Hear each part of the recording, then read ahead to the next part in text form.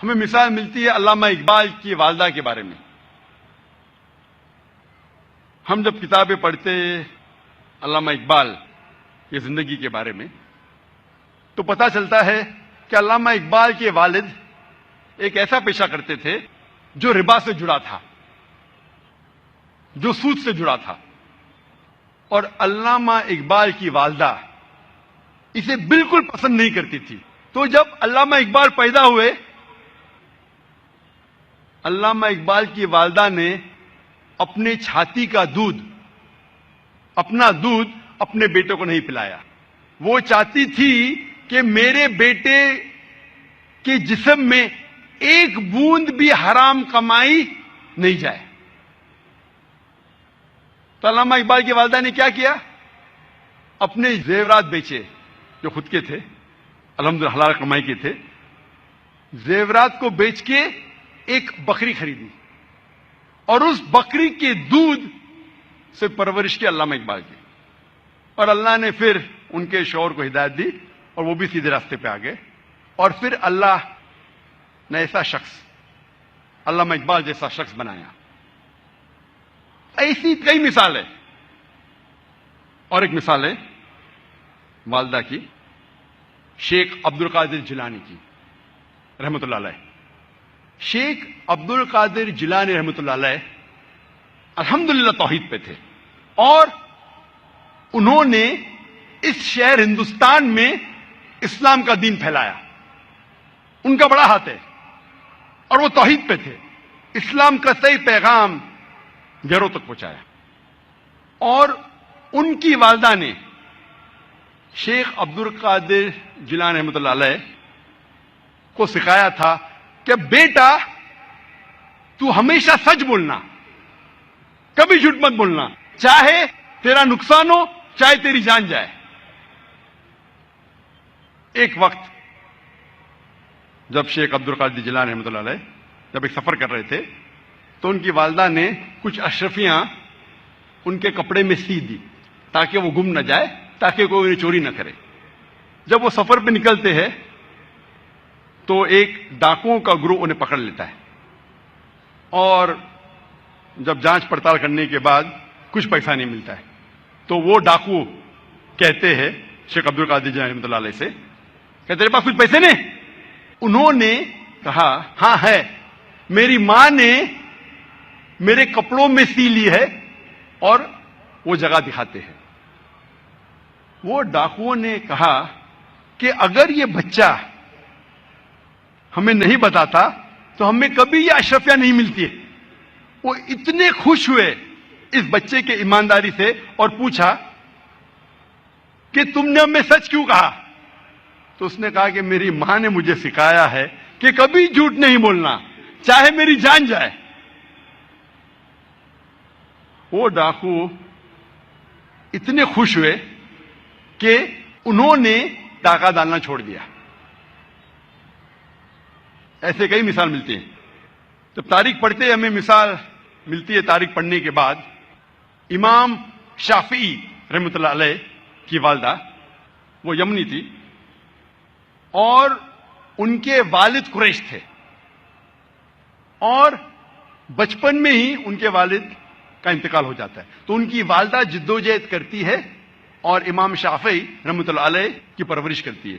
اور ان کی خواہش تھی کہ میرا بیٹا علماء کے درمیان اپنا بچپن گزارے، اسی لیے سارا انتظام کرتی ہے اور امام شافعی رحمۃ اللہ علیہ کو مکہ بھیجتی ہے علماء کے درمیان جینے کے لیے. تو بچپن سے امام شافعی رحمۃ اللہ علیہ علماء کے درمیان ان کی پرورش ہوتی ہے. اور اللہ سبحانہ و تعالی ایسے ایک امام کو کھڑا کرتے ہیں، امام شافعی رحمۃ اللہ علیہ. قربانی تھی، پلاننگ تھی ان کی والدہ کی، مستقبل سوچا ان کے والدہ نے. میں اور ایک مثال دوں گا امام بخاری کی رحمۃ اللہ علیہ. امام بخاری کی والدہ کا بڑا ہاتھ ہے امام بخاری کی پرورش کرنے کے لیے رحمۃ اللہ علیہ. امام بخاری رحمۃ اللہ علیہ کی یادداشت بہت بہترین تھی. بہت پختہ تھے، لیکن افسوس کی بات ہے کہ بچپن میں ہی وہ اپنی آنکھ کی روشنی کھو دیتے ہیں۔ آنکھ کی روشنی کھونے کے بعد اس وقت کے سب سے بہترین ڈاکٹر کو دکھانے کے باوجود ان کی آنکھ کی روشنی نہیں آتی۔ اس کے بعد امام بخاری رحمۃ اللہ علیہ کی والدہ روز لگاتار اپنے رب، اپنے خالق اللہ سبحانہ و تعالی سے دعا کرتی ہے کہ میری بیٹی کی روشنی لوٹا دے۔ اس کے بعد کئی عرصوں بعد اللہ سبحانہ و تعالی ان کی والدہ کی دعا سنتے اور ان کی والدہ کے خواب میں آتے ہیں حضرت ابراہیم علیہ السلام، اور حضرت ابراہیم علیہ السلام فرماتے کہ تیرے بیٹے کی روشنی لوٹا دی گئی ہے، اور صبح کو امام بخاری رحمۃ اللہ علیہ وہ پھر سے دیکھ سکتے ہیں۔ تو یہ مثال ہے والدہ کی، کس طریقے سے انہوں نے اپنے بچوں کی پرورش کی۔ میں اور ایک مثال دوں گا۔ دو لوگ تھے جو آپس میں بہت محبت کرتے تھے، فاروق اور صالحہ۔ اور فاروق اور صالحہ آپس میں محبت کرتے تھے، انہوں نے شادی کی۔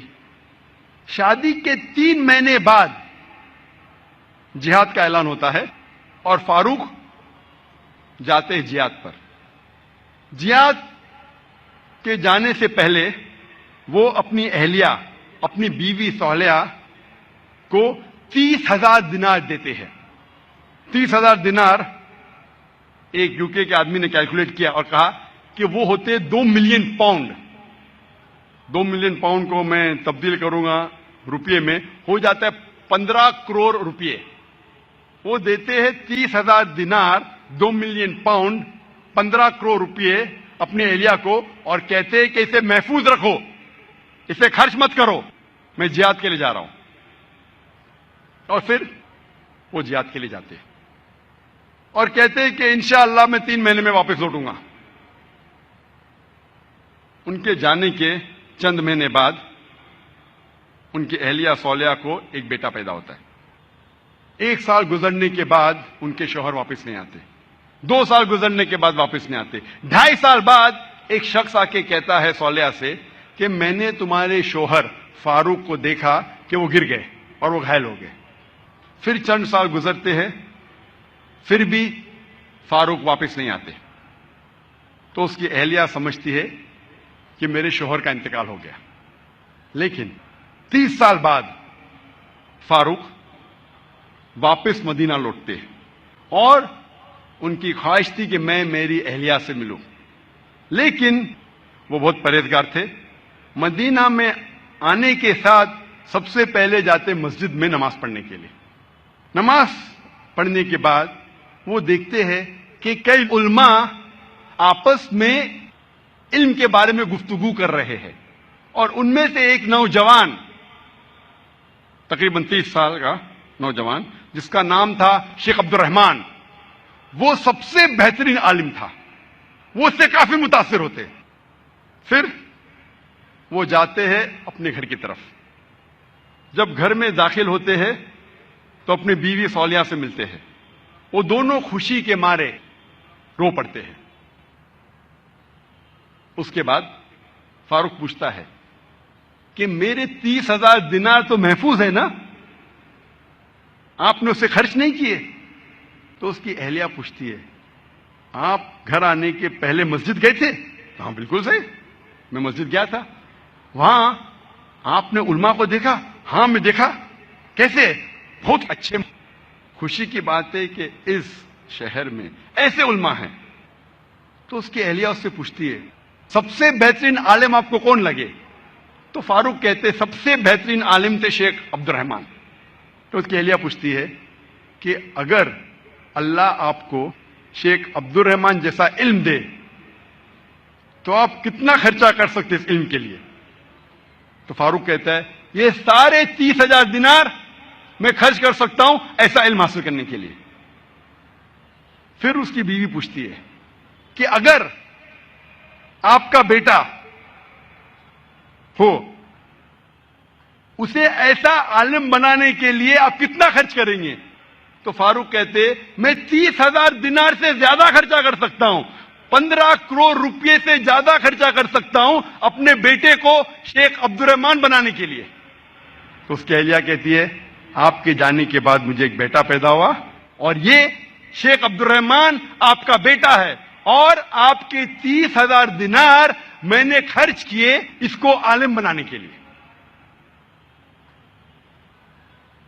آپ سوچ سکتے اس وقت بیٹے کو عالم بنانے کے لیے والدہ خرچہ کرتی ہے 30,000 دینار، 2 ملین پاؤنڈز، 15 کروڑ روپے۔ آج کون سا مسلمان اپنے بیٹے کو عالم بنانے کے لیے 15 کروڑ روپیہ خرچہ کرنے کو تیار ہے؟ ہاں، ڈاکٹر بنانے کے لیے نو پرابلم، ڈونیشن دیں گے، رشوت دیں گے، 10 لاکھ، 15 لاکھ، 20 لاکھ، 50 لاکھ، 1 کروڑ ڈاکٹر۔ امریکہ بھیجنے کے لیے میرا بیٹا امریکہ میں پڑھ رہا ہے، 2 کروڑ خرچہ کریں گے، 3 کروڑ خرچہ کریں گے۔ کیوں؟ بیٹا امریکہ میں پڑھ رہا ہے، سٹیٹس۔ میں یہ جاننا چاہتا ہوں کہ کتنے مسلمان اپنے بیٹے کو عالم بنانے کے لیے 15 کروڑ خرچہ کریں گے؟ گنتی کے آپ کو ملیں گے انگلیوں پہ، ہے الحمدللہ۔ آج بھی ہمارے معاشرے میں ایسے مسلمان ہیں، لیکن بہت کم، انگلیوں پہ گن سکتے، بہت کم، لیکن ہے الحمدللہ۔